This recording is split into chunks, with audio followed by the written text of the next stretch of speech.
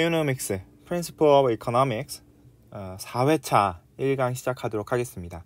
1회차부터 3회차까지 우리가 경제원론 수업에서 맨큐 기준으로 1장부터 11장까지 다뤄봤고요. 기본적으로 시장의 후생, 그 다음에 시장의 균형, 이런 부분에 대해서 우리가 살펴봤다면 이제는 우리가 조금 더 고차원적으로 생산자들이 그러면은 합리적으로 어떻게 선택을 할 것인지, 그리고 이제 맨 마지막 수업에서 다룰 21장에서 맨큐 21장에서는 소비자들이 과연 어떻게 합리적으로 선택을 할 것인지, 그런 것에 대해서 이제 본격적으로 분석을 한번 해보도록 하겠습니다. 오늘 4회차 1강은 바로 생산자 이론에서 기업 이론을 한번 다뤄볼 예정인데요.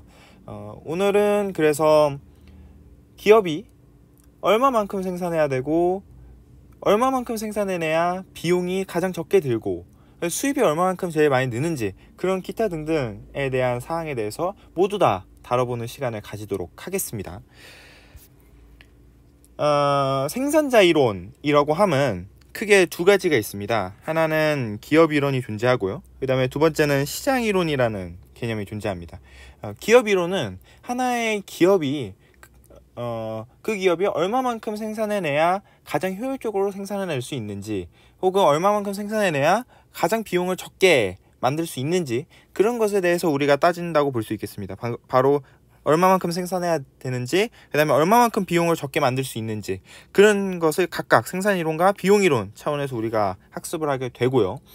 그리고 나서 단순하게 기업 하나하나의 차원을 벗어나서 어떠한 시장의 종류가 분명 존재할 겁니다. 독점 시장이 존재할 수도 있고요, 완전 경쟁 시장이 존재할 수도 있고요, 과점 시장이 존재할 수도 있고요, 독점적 경쟁 시장이 존재할 수도 있어요. 그런 시장에 따라서, 시장의 그런 형태에 따라서 기업들이 취해야 하는 그런 스탠스들이 조금씩은 달라질 수도 있어요. 그래서 각각의 스탠스에서 우리가 어떻게 해야 되는지를 보는 게 바로 이 시장 이론이라고 할 수 있겠습니다. 그래서 이 시장 이론을 통해서 우리가 여기서는 이제 아까 말씀드렸던 완전 경쟁 시장, 독점 시장, 독점적 경쟁 시장, 과점 시장, 이렇게 4개의 시장을 크게 배울 거고요. 맨큐 기준으로 기업 이론 전체가 13장에 해당이 되어 있고요. 시장 이론은 맨큐 기준으로 14장부터 18장까지 이루어져 있습니다. 이 내용들을 모두 다 살펴보고, 그리고 나서 그래야 우리가 이제 생산자 이론을 어느 정도 기본적인 개념을 이해했다라고 볼 수가 있습니다. 그래서 오늘 저와 함께 이 기업 이론 파트, 맨큐 기준으로 13장 파트를 천천히 한번 살펴보도록 하겠습니다. 오늘은 일단은 먼저 생산함수에 대해서 다뤄볼 거예요. 지금 여기서 보다시피 일단은 생산 이론과 비용 이론 이 두 개를 다뤄봐야 되기 때문에 일단 먼저 생산 이론부터 한번 다뤄보도록 하겠습니다. 생산 이론에서 제일 중요한 것은 단언컨대 생산 함수입니다. 얼마만큼 내가 생산해낼 수 있는지를 보는 그런 함수기 때문에 이 함수에 대해서 일단 본격적으로 공부를 해볼 거고요. 사실 이것만 제대로 공부하면 생산 이론은 끝나긴 해요. 생산 함수라고 하면 생산 요소의 투입량과 산출량의 관계를 나타내는 함수입니다. 생산 요소를 얼마만큼 집어넣는지, 그리고 그것에 따른 산출량, 총 생산량이 어떻게 변하는지를 보는 이 관계를 나타내는 함수가 생산함수라고 볼 수가 있겠습니다. 생산함수를 지금 정의를 보면 알겠지만 궁극적으로 뭐가 x 변수이겠어요? 그렇죠? 생산 요소를 얼마만큼 집어넣는지가 궁극적으로 원인 변수가 될 거고요. 얼마만큼 결과적으로 만들어냈는지, 산출량이 결과 변수가 되겠죠. 그렇기 때문에 원인 변수와 결과 변수가 이렇게 분간이 되어 있기 때문에 우리가 생산 요소에 대해서 조금 더 깊게 다뤄볼 필요가 있어요. 우리가 분명 첫 번째 시간에 서큘러 플로어를 하면서 생산 요소에 다양한 것들이 있다, 노동과 자본 그런 것들이 있다라고 했는데, 그것보다 조금 더 한 단계 깊게 들어가서 한번 공부를 해보도록 하겠습니다. 그러니까 궁극적으로 무엇으로 생산하는지가 제일 중요하기 때문이죠. 생산 요소라고 하면 크게 두 가지로 구분할 수가 있는데, 하나는 가변 생산 요소, variable input이 있을 수가 있고, 혹은 variable production factor가 존재할 수도 있고요. 혹은 fixed input, 고정 생산 요소가 존재할 수도 있습니다. 가변 생산 요소라고 함은 생산량을 늘림에 따라서 투입량도 늘려야 하는 그러한 요소를 일컬어서 그런 요소를 일컬어서 가변 생산 요소라고 보통 얘기를 하고, 대표적인 예시로 단기적인 요소에서 노동이 해당이 될 겁니다. 이게 무슨 의미냐면, 내가 10개를 만들다가 이제 20개를 만들 거예요. 20개를 만들 건데, 그럴 때 노동을 그대로 10명만 고용해서는 20개를 만들 수 없다라는 거죠. 더 무언가가 필요하다라는 거예요. 사람을 더 고용을 해야지만 그 생산량을 늘릴 수 있다. 뭐 그런 식으로 우리가 해석할 수 있고, 그러한 생산 요소를 가르쳐서 가변 생산 요소라고 할 수 있는 겁니다. 그 다음에 고정 생산 요소는 상품의 생산량과 관계없이 투입량이 일정하게 유지되는 요소를 가르쳐서 고정 생산 요소라고 하고요. 대표적으로 단기에 자본과 기계가 여기에 해당이 된다고 할 수 있겠습니다. 우리가 단기에 공장을 지을 수가 없죠. 예를 들어서 6개월 안에 공장을 지을 수는 없어요. 공장 한번 지으려면 2년 전부터 이미 프로젝트가 진행돼가지고, 뭐 이번에 삼성도 반도체 공장 지을 때 공장을 짓는다고 해서 지금 뚝딱 만들어지는 게 아니거든요. 한 1년 반에서 2년 정도 있어야 그게 완공이 되고, 그래야 거기 기계 설비들이 들어오기 때문에, 그렇게 단기적인 요소로 본다면, 단기적인 시점에서 본다면 공장이라든지 그런 기계, 그런 자본적인 요소의 생산 요소들은 상품의 생산량과 관계없이 투입량이 일정하게 유지될 수밖에 없습니다. 이러한 요소를 일컬어서 고정 생산 요소라고 합니다. 이 두 개를 정확하게 구분을 해야 되고요. 그렇더라면 이제 생산 요소를 우리가 구분해 봤는데, 생산 요소가 제가 아까 분명 예시를 설명드릴 때 단기의 노동, 그 다음에 단기의 자본과 기계가 각각 가변 생산 요소와 고정 생산 요소에 포함이 된다라고 말씀을 드렸어요. 이게 무슨 말이냐면, 그게 단기냐 장기냐에 따라서 그 생산 요소가 가변 생산 요소가 될 수도 있고 고정 생산 요소가 될 수도 있다라는 말입니다. 그것에 대해서 한번 살펴보도록 할게요. 자, 크게 이 기업 이론에서는 장단기를 나누는 기준점이 바로 고정 생산 요소가 존재하느냐 혹은 존재하지 않느냐로 우리가 구분을 하게 됩니다. 일단은 단기 같은 경우 우리가 아까 설명드렸다시피 노동은 당연히 가변 생산 요소겠죠. 당연히. 왜냐하면 사람을 더 많이 투입을 하면 할수록 더 많이 생산을 해낼 수가 있을 테니까. 그런데 단기에는 아까 설명드렸다시피 자본은 고정되어 있을 수밖에 없어요. 그쵸? 이러한 시점, 자본이 고정되어 있는 공장이나 기계 설비들을 단기간에 투입한다고 해서 바로바로 즉각 생산량을 늘릴 수가 없잖아요. 그런 생산 요소들이 존재하는 시점, 즉 고정 생산 요소가 존재하는 그런 시점을 일컬어서 우리는 단기라고 얘기를 할 겁니다. 단기. 그러니까 생산의 시점에서 그런 시점은 단기라고 우리가 표현할 수가 있어요. 그런데 그와 반면에 노동과 자본이 모두 가변 생산 요소일 수가 있습니다. 왜? 우리가 예를 들어서 10년, 20년 이렇게 길게 장기를 봤어요. 혹은 그렇게 길게 안 보더라도 5년, 뭐 3년 이렇게 길게 보게 된다면 우리가 공장 설비도 얼마만큼 큰 공장을 신설할지, 혹은 얼마나 많은 기계들을 수입해서 우리가 그 공장에다 집어넣을지, 그런 것을 다 결정할 수가 있게 되죠.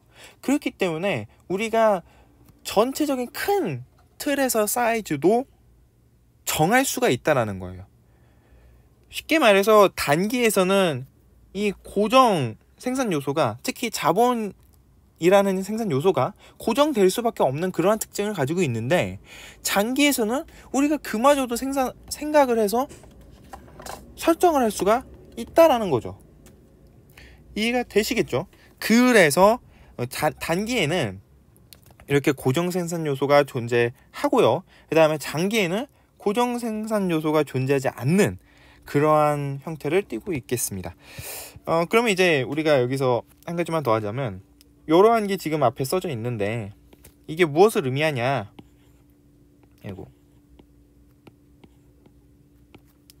우리가 자, 지금 식이 이렇게 써져 있는데 보시면 이게 생산 함수인 거예요. 이게 생산 함수인 거예요. 생산 함수, 내가 얼마만큼 그것을 총량을 생산해 낼지에 대해서 결정하는 거고, 그리고 가장 중요한 생산 요소가 노동과 자본이기 때문에, 그래서 걔네들의 요소들이 얼마만큼 들어가 있는지가 이렇게 우리가 숫자적으로 쓸 수 있는 거고, f 펑션에 노동과 자본의 관계에 따라서, 즉 생산 요소들의 어떤 특정한 성질들이 있을 거예요. 그 재화를 생산하기 위해서 노동과 자본이 일종의 완전 보완제 성격을 가질 수도 있고, 완전 대체제 성격을 가질 수도 있고, 혹은 독립제적인 그런 성격을 가질 수도 있어요.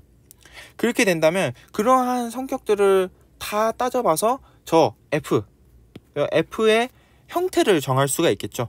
이런 자세한 것은 당연히 이제 미식 경제학 가서 배우시면 되는데, 하여튼 생산 함수는 이렇게 생겼다. 그래서 노동과 자본을 얼마만큼 투입할지를 결정하는데, 그게 그들의 관계에 따라서 우리가 함수를 다르게 규정할 거고요. 그래서 그것을 통해서 총 생산량이 결정이 되더라라는 거였습니다. 이렇게 해서 이제 기본적인 개괄에 대해서는 우리가 끝내봤어요. 그러면 이제 한번 우리가 진짜 생산 함수에 대해서 한번 다뤄볼 필요가 있는데, 생산 함수는 이렇게 생겼습니다. 자, 일단은 X축에 L을 쓸 거고요, Y축에 Q를 쓸 거예요. 자, 우리가 단기 생산 함수를 먼저 그려볼 건데요, 단기 생산 함수는 Q는 L과 K의 관계로 놓여져 있는 함수에 지금 결정이 되어 있는데, 중요한 건 L은 가변이고요, K는 고정이죠. 그쵸? 그렇기 때문에 얘는 이미, 이 요소는 이미 고정되어 있다라고 우리가 판단하고 분석을 할 거기 때문에 L만 변하는 거, 그러니까 L을 얼마만큼 투입했을 때의 생산량이 어떻게 되는지만 보면 되는 거예요. K는 이미 고정되어 있으니까, 이미 공장을 가지고 있고 거기다가 노동량을 얼마만큼 투입할지만 결정하면 된다, 뭐 그런 얘기입니다. 그랬을 때 일반적으로 총 생산 함수가 어떻게 그려지냐면 이런 식으로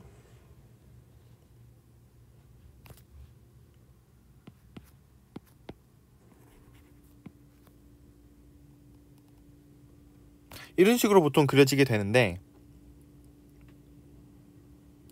자, 이 함수가 가지고 있는 그런 특징에 대해서 한번 살펴보도록 할게요. 이게 총 생산 함수입니다. 총 생산 함수, 단기의 총 생산 함수가 저렇게 생겼어요. 자, 왜 저렇게 생겼냐를 한번 살펴보도록 하겠습니다. 자, 일단은 여기서부터 시작점부터 요 지점까지, 길기가 제일 가팔러지는 지점까지 한번 설명을 드려볼게요. 자, 처음에 공장이 제가 가지고 있었어요. 공장이 있는데 그 공장이 예를 들어서 100명의 노동량이 들어와야 생산이 가장 최적화되어 있는 그런 공장이라고 한번 생각을 해봅시다. 자, 그런데 처음에 그러면 100명까지 우리가 노동량을 투입을 시켰어요. 그렇게 되면 어떻게 되죠? 생산량이 점차 늘어날 거예요. 그러니까 그 시스템은 100명이 들어와야 가장 이상적으로 잘 맞도록 만들어 놓은 시스템인 거예요. 그러니까 한 명을 더 데리고 오면 올수록 노동량을 0명에서 1명, 1명에서 2명 점점 늘리면 늘릴수록 생산량이 점점 늘어나겠죠. 노동을 한 단위 더 투입함에 따라서 생산량이 점점 증가하겠죠. 그것을 우리가 기울기로 판단할 수가 있겠죠. 예. 그런 상황인데 자, 만약에 그 100명의 노동량을 고용해야 최적화되어 있는 공장에 이제 101번째 사람을 고용했어요. 자, 그러면 사람이 한 명이 더 들어왔으니까 분명 뭔가를 조금 더 만들어낼 수는 있을 거예요. 그쵸? 그런데 최적화되어 있는 인원은 100명인데 한 명이 더 들어오니까 이전보다는 그 101번째 사람은 그렇게 생산량을 많이 추가시키지는 못하겠죠. 왜냐하면 내가 해야 되는 일을 내 혼자서 하는 게 제일 효율적인데 누군가랑 조금씩 분업해야 된다라고 생각한다면 그것이야말로 조금 불편할 수도 있어요. 그렇기 때문에 점점 가면 갈수록 한 명이 들어옴에 따라서 노동량이 한 단위가 더 들어옴에 따라서 총 생산량이 한 단위가 더 들어옴에 따른 총 생산량이 조금씩밖에 안 늘겠죠. 최적화되어 있는 노동량이 분명 존재할 텐데 그것보다 노동량이 많이 들어와 있기 때문에. 자, 그런 상황에서 만약에 200명, 예를 들어서 200명이 한번 들어왔다고 생각을 해봐요. 그러면 어떻게 될까요? 100명짜리 공장에 200명이 들어와서 지금 일을 하고 있어요. 그러면 그 공장은 지금 포화 상태겠죠. 너무너무 포화되어 있어서 조금만 움직여도 옆에 있는 사람이랑 툭 건드리고 옆에서 생산하고 있는 라인을 툭 건드리고 계속 그렇게 방해를 할 거랍니다. 방해를 할 수밖에 없어요. 이 시설의 규모가 정해져 있는데 그 규모에 맞는 노동량이 들어와야 되는데 그거보다 훨씬 많이 들어와 있으니까. 그렇게 되면 궁극적으로 어느 순간부터 거짓점이 만약에 200명이라고 한번 해볼게요. 여기가 100명이고 여기가 200명이라고 한번 해보겠습니다. 그러면 그 200명 지점부터는 생산량이 점점 감소할 수도 있어요. 사람이 더 들어오면 들어올수록 이제 더 이상 움직일 수가 없어서 내가 어떻게 생산적인 활동을 할 수가 없다라고 한번 생각을 해보세요. 그러면은 200명에서 201명, 202명 이런 식으로 더 들어올수록 생산량이 점점 감소하겠죠. 그러한 특징들을 가질 수밖에 없습니다. 그래서 총 생산함수가 어느 일정 인원까지는 효율적으로 투입을 하면서 생산량이 노동 한 단위를 더 투입하면 투입할수록 생산량이 더 급격하게 상승하겠지만 일정 구간을 가면 갈수록 그 최적점을 지났기 때문에 생산을 하는 양이 점점 감퇴할 거고요. 그러다가 일정 수준을 또 지나게 되면 어느 임계점을 지나게 되면 사람이 너무 많으니까 생산을 하는데 방해가 돼서 정말 움직일 수가 없는 그런 상태가 된다면 한 명을 더 들여오면 들여올수록 생산량이 점점 감소할 수밖에 없는 그러한 형태의 총 생산을 가질 수밖에 없다라고 우리는 얘기할 수 있어요.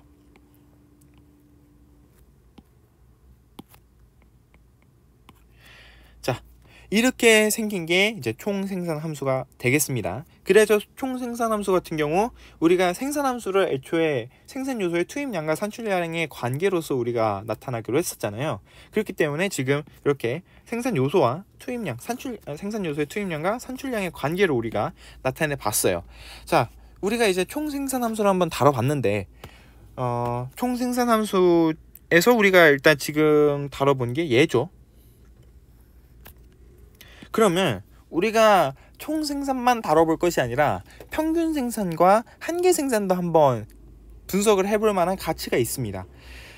평균 생산 같은 경우 그 전체적인 노동의 투입량 분의 총 생산량을 나눈 값이겠죠. 결국엔. 그러니까 한 노동 생산량이 전체 생산량에 얼마만큼 몫을 하고 있는지 그러한 걸 놓고 보는 게 평균 생산량이 되겠죠. 한 노동당 얼마만큼 생산하고 있는지 총 생산량 중에서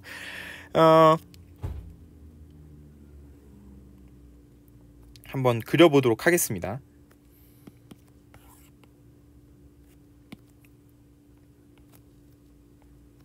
여기 같은 경우는 특히 지금 AP와 MP에 대해서 한번 다뤄보도록 할게요.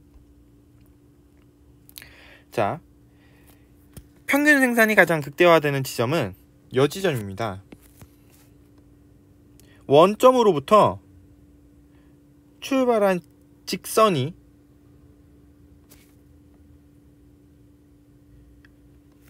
이 총 생산함수의 어느 특정 지점에 접하겠죠. 이런 데서 접할 거고 이런 데서 접할 거고 분명 접하긴 접할 거예요. 접할 때 아니 만날 때 뭐 이런 식으로 만날 수도 있겠죠. 만날 때 그 곡선의 기울기가 곧 평균 생산이에요. 왜? 자, 한번 살펴볼게요. 예를 들어서 요 점을 지나간다고 칩시다. 그러면 여기가 지금 예를 들어서 아까 100이었죠. 자, 100이에요. 자, 그런데 총 생산량이 200이었어요. 100만큼 생산 요소를 투입했더니만 총 생산량이 200만큼인 거죠. 자, 이러할 때 지금 이 곡선의 기울기가 2죠. 자, 근데 한번 잘 생각을 해봐요. 100명이 들어가는데 200개를 생산해내요. 그러면 평균적으로 노동 한 단위당 몇 개를 생산하는 거죠? 2개를 생산하는 거죠. 자, 2개를 생산하는 겁니다.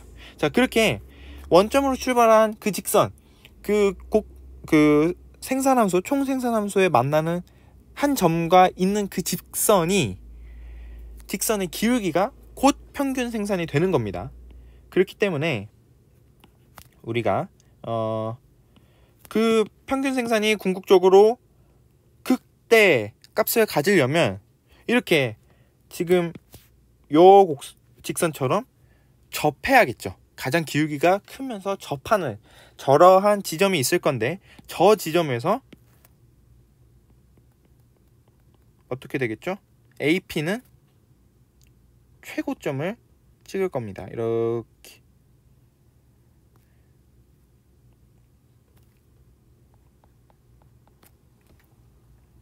그러다가 점차 다시 가면 갈수록 기울기가 낮아지겠죠. 그러니까 가면 갈수록 다시 AP가 낮아질 겁니다. 가면 갈수록 기울기가 이렇게 올라가다가 다시 내려갈 테니까. 자, 그렇게 해서 우리가 AP까지 한번 다뤄봤어요. 자, 그러면 우리가 이제 한 가지 더 다뤄볼 게 있는데 바로 한계 생산입니다. 한계 생산. 한계 생산이 사실 제일 중요해요. 평균 생산보다 훨씬 더 중요한 논의를 가지고 있습니다. 그렇기 때문에 한계 생산에 대해서 우리가 좀 자세히 살펴봐야 돼요. 자, 한계 생산을 한번 봅시다. 제가 분명 그 경제기초수학 할 때 한계의 그런 정의에 대해서 제가 설명을 드렸었고 그것에 대해서 우리가 이 생산만 붙이면 어떻게 되는지 바로 우리가 그 시간을 정확하게 복습을 했다라면 이해를 할 수가 있어요. 자, 한번 읽어볼게요. 한계 생산이라고 하면 가변 요소를 한 단위 더 투입함으로써 얻게 되는 총 생산량의 변화분, 여기선 증가분이 되겠죠. 즉 추가적인 생산량을 말합니다. 여기서는 지금 단기에서는 가변 요소가 하나죠. 바로 노동으로 우리가 귀결할 거고요. 노동 한 단위를 더 투입했을 때 얻게 되는 총 생산량의 증가분이 바로 한계 생산이 되겠습니다.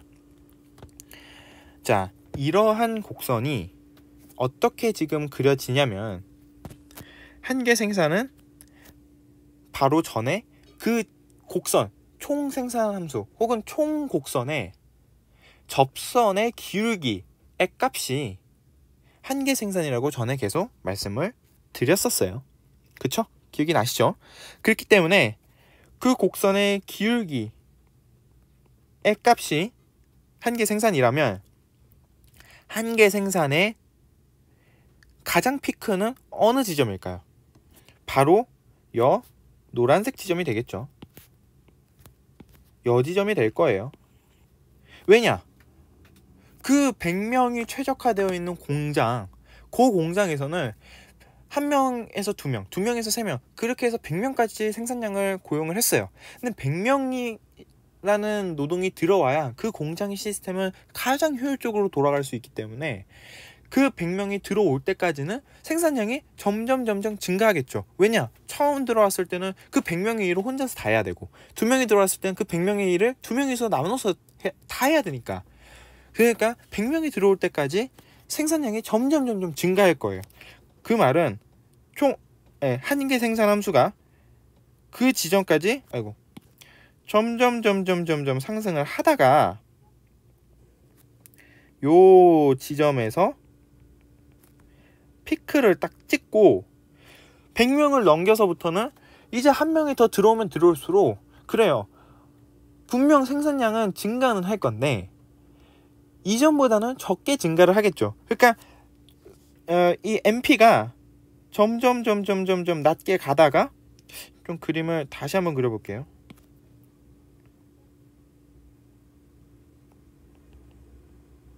낮게 가져가다가, 그러니까 점점 기울기가 가팔라지다가 가면 갈수록 한 단위로 노동을 더 투입했을 때 얻을 수 있는 생산량이 줄어들기 때문에 이런 식으로 그려질 거고요. 요 점을 지나게 될 겁니다. 그것에 대해서 좀 이따 말씀을 드릴게요. 자, 그리고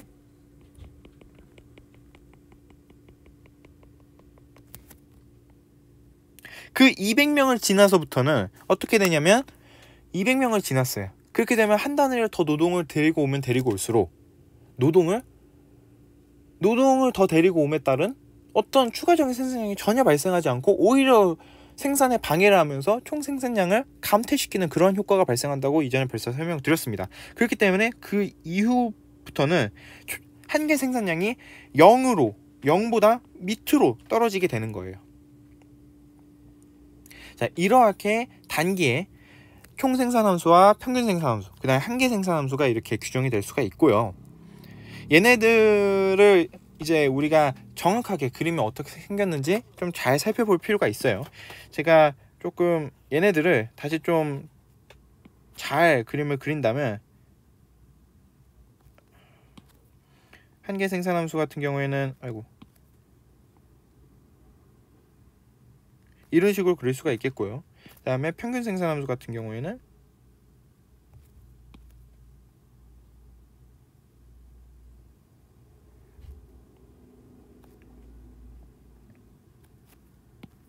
이런 식으로 그릴 수가 있겠습니다. 네.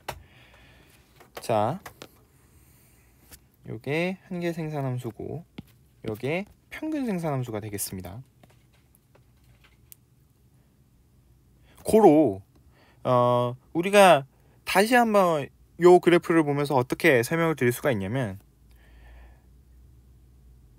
그 100명까지는 그 한 명을 더 투입함으로써, 즉 한계 생산이 한 명을 더 투입하면 할수록 생산량이 증가해요.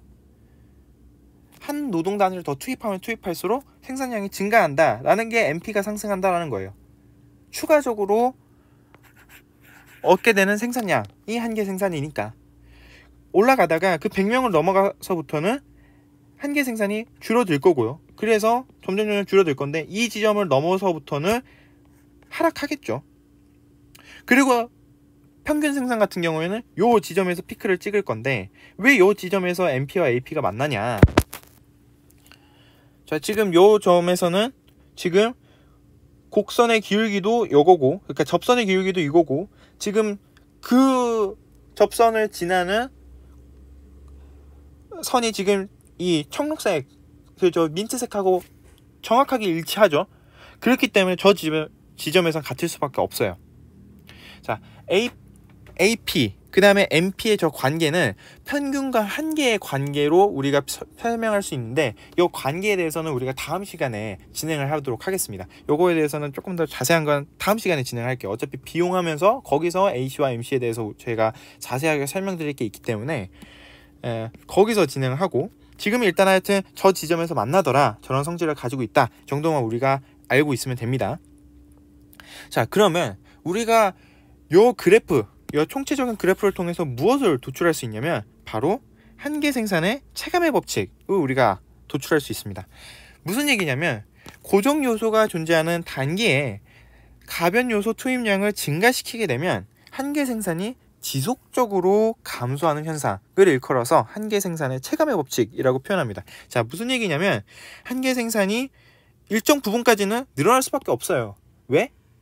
그게 제일 효율적인 생산 지점이니까. 자, 그런데 그 지점을 지나서부터는 어떻게 되죠? 한계 생산이 지속해서 감소하게 되죠. 그러한 효과를 낳게 되는 그러한 법칙을 한계 생산의 체감의 법칙이라고 얘기를 하고, 이 법칙이 제일 중요한 귀결이라고 할 수 있겠습니다. 즉, 생산을 너무 많이 늘리면 늘릴수록 내가 얻을 수 있는 추가적인 생산량은 점점 감소하더라. 궁극적으로는. 그런 뜻입니다. 이 귀결이 제일 중요한 귀결이 되겠습니다. 자, 그렇다면 마지막으로 생산이 극대화되는 조건은 어느 지점이냐면 NP가 0이 되는 지점. 이 지점인데, 자, 우리가 궁극적으로 생산이 극대화된다라는 것은 총 생산 함수가 극대점 혹은 최대점, 최대 지점을 찾으면 되겠죠. 최고 값을 찾으면 되겠죠. 그 값이 어디서 형성이 되냐? 지금 보시면 알겠지만 여 지점에서 형성이 되죠. 여 지점. 그렇기 때문에 그 지점에서 어떤 성질을 가지고 있냐면 NP가 0이거든요. 쉽게 말해서 총 생산이 가장 피크를 찍었다, 제일 많이 생산할 수 있다라는 것은 그 다음부터는 노동을 더 늘리면 늘릴수록 총 생산량이 감소한다는 거거든요. 이전에는 노동을 더 투입하면 투입할수록 총 생산량이 증가한다는 뜻이고요. 그렇기 때문에 궁극적으로 NP가 0으로 귀결할 수밖에 없습니다. 즉, 생산 극대화의 조건, TP가 극대점인 조건은 NP가 0, 한계 생산이 0인 지점에서 총 생산이 극대화되더라 라는 점까지 우리가 배우면 되겠습니다. 자, 이렇게 해서 생산자 이론에서 생산 이론까지 다뤄봤고요. 그러면은 단기 생산 함수에 대해서 우리가 다뤄봤는데 장기 생산 함수는 안 다뤄요? 예, 우리가 경제 원론 수준에서 안 다룹니다. 왜냐하면 장기 생산 함수 같은 경우에는 지금 보다시피 지금 3차원을 그려야겠죠. L과 K와 그 다음에 Q에 대해서 3차원을 그려야 우리가 이해할 수밖에 없기 때문에 이렇게 복잡한 내용은 컴퓨터가 있어야만 다룰 수 있겠죠. 그래서 우리가 직접 다루진 않고 우리가 경제 원론 수준에서는 딱 단기 생산 함수까지, 그리고 사실 미시경제학을 가더라도 단기 생산 함수에서는 사실 장기 생산 함수는 크게 다루진 않습니다. 심도 있게 배우진 않아요. 그러니까 여기까지 우리가 그래프의 개형을 잘 이해하시면 될 것 같습니다. 자, 그러면은 4회차 1강은 여기서 마무리를 짓고 4회차 2강에서 비용함수에서 찾아뵙도록 하겠습니다.